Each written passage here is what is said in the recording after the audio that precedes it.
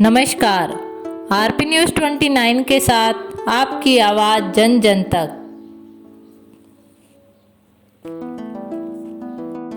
श्री गंगानगर के जैतसर इलाके में एक सफ़ेद कबूतर मिला जिसके पंखों पर कुछ ऐसा अंकित है जिसने लोगों को चौंका दिया।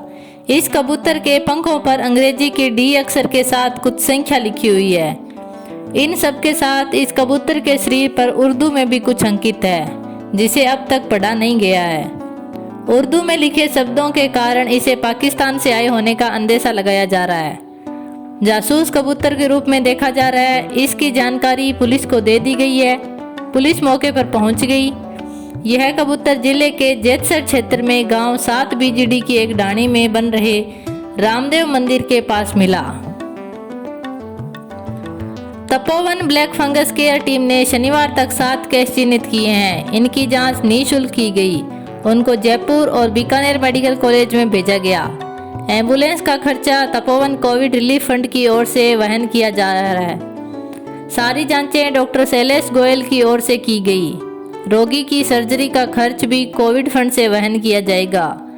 तपोवन की ओर से संचालित सरकारी कॉटेज में 19 रोगी भर्ती है। शनिवार को एक रोगी बीकानेर रेफर किया गया। शनिवार रात को बीकानेर मरीज भेजने के दौरान डॉक्टर शैलेश गोयल, आरपीएस वेद प्रकाश लोहिया भी मौजूद रहे। प्रधानमंत्री नरेंद्र मोदी रविवार सुबह 11 बजे मन की बात कार्यक्रम के जरिए देश की जनता को संबोधित करेंगे। अब तक इस कार्यक्रम के 76 एपिसोड हो चुके हैं। कोरोना की दूसरी लहर अब और वैक्सीन की किल्लत के बीच उम्मीद है कि प्रधानमंत्री इस पर अपनी बात रखेंगे। बीते 24 घंटे में देश में कोरोना संक्रमितों की संख्या में कमी आई है। कुल संक्रमित मरीज 1,65,186 मिले, जिनमें 3,460 लोगों की मौत हुई। 2,73,806 मरीज ठीक भी हुए। राजस्थान में कोरोना मरीजों की संख्या 24 घंटे में 2,314 रही। वहीं 70 लोगों की मौत हुई। श्री गंगानगर में 101 संक्रमित, 101 ठीक हुए। हनुमानगढ़ में 112 संक्रमित, 3 की मौत, 41 ठीक हुए। प्रसिद्ध न्यूरोलॉजिस्ट डॉक्टर अशोक पानगड़िया की तबीयत के बारे में प्रधानमंत्री नरेंद्र मोदी ने जानकारी ली।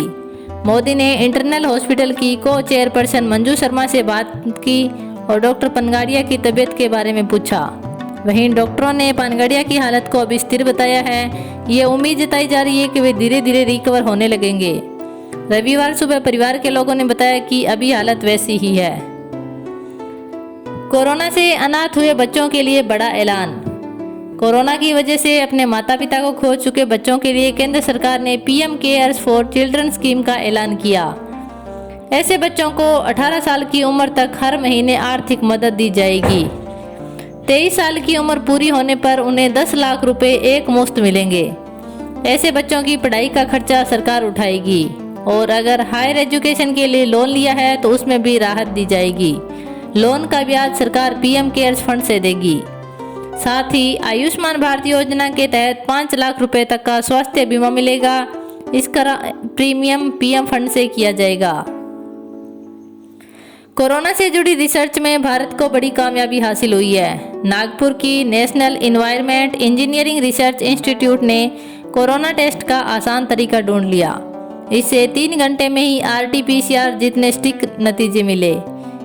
इसका मतलब है कि नमक के पानी के गरारे के जरिए कोरोना की जांच Indian council of medical research ने शनिवार को अप्रूवल दे दिया।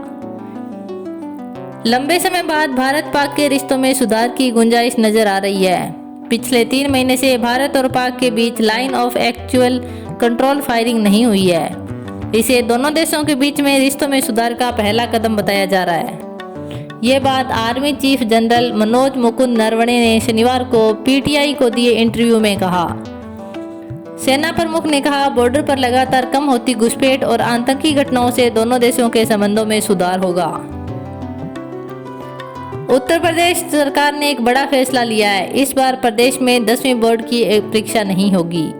इसलिए 29 लाख छात्र बिना परीक्षा के पास होंगे।